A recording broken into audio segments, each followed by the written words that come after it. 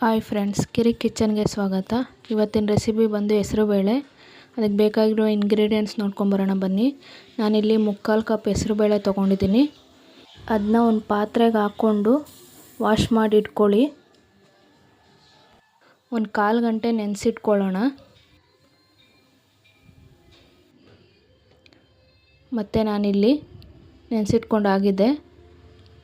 ಕಾಯಿ ತುರಿ, ಹಸಿಮೆಣ್ಸಿನ್ಕಾಯಿ, ಕೊತ್ತಂಬರಿ ಸೊಪ್ಪು, ಪೆಪ್ಪರ್ ಪೌಡರು, ರುಚಿಗೆ ತಕ್ಕಷ್ಟು ಉಪ್ಪು, ಸೌತೆಕಾಯಿ, ನಿಂಬೆಹಣ್ಣು ತೊಗೊಂಡಿದ್ದೀನಿ.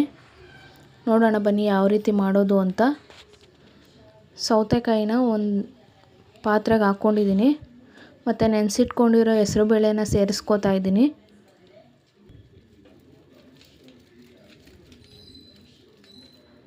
ಮತ್ತು ಅದಕ್ಕೆ ಕಟ್ ಮಾಡಿ ಇಟ್ಕೊಂಡಿರೋ ಹಸಿಮೆಣ್ಸಿನ್ಕಾಯಿ ಸೇರಿಸ್ಕೋತಾ ಇದ್ದೀನಿ.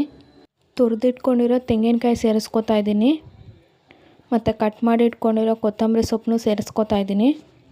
ರುಚಿಗೆ ತಕ್ಕಷ್ಟು ಉಪ್ಪನ್ನ ಸೇರಿಸ್ಕೋತಾ ಇದ್ದೀನಿ ನಾನಿಲ್ಲಿ. ಆಮೇಲೆ ಬೇಕಾದರೆ ರುಚಿ ಕಡಿಮೆ ಅನಿಸಿದ್ರೆ ಬೇಕಾದರೆ ನಾವು ಉಪ್ಪನ್ನ ಸೇರಿಸ್ಕೋಬೋದು. ನಾನಿಲ್ಲಿ ಅರ್ಧ ನಿಂಬೆಹಣ್ಣನ್ನ ತೊಗೊಂಡಿದ್ದೀನಿ. ನಿಂಬೆಹಣ್ಣಿನ ರಸನ ಬಿಡ್ತಾಯಿದ್ದೀನಿ. ಮತ್ತು ಪೆಪ್ಪರ್ ಪೌಡ್ರನ್ನ ಪುಡಿ ಮಾಡಿ ಇಟ್ಕೊಂಡಿದ್ದೆ, ಅದನ್ನ ಸೇರಿಸ್ಕೋತಾ ಇದ್ದೀನಿ. ಚೆನ್ನಾಗಿ ಒಂದು ಮಿಕ್ಸ್ ಕೊಡಿ.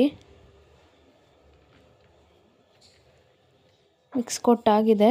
ಸಿಂಪಲ್ ಆ್ಯಂಡ್ ಈಸಿಯಾದ ಹೆಸರುಬೇಳೆ ಸವಿಯಲು ರೆಡಿ. ನಿಮ್ಗೆ ಈ ವಿಡಿಯೋ ಇಷ್ಟ ಆಗಿದ್ರೆ ಲೈಕ್ ಮಾಡಿ, ಶೇರ್ ಮಾಡಿ, ಕಮೆಂಟ್ ಮಾಡಿ, ಸಬ್ಸ್ಕ್ರೈಬ್ ಮಾಡ್ಕೊಳ್ಳಿ. ಪಕ್ಕದಲ್ಲಿರೋ ಬೆಲ್ ಐಕಾನನ್ನು ಕ್ಲಿಕ್ ಮಾಡಿ. Thanks for watching. Thank you.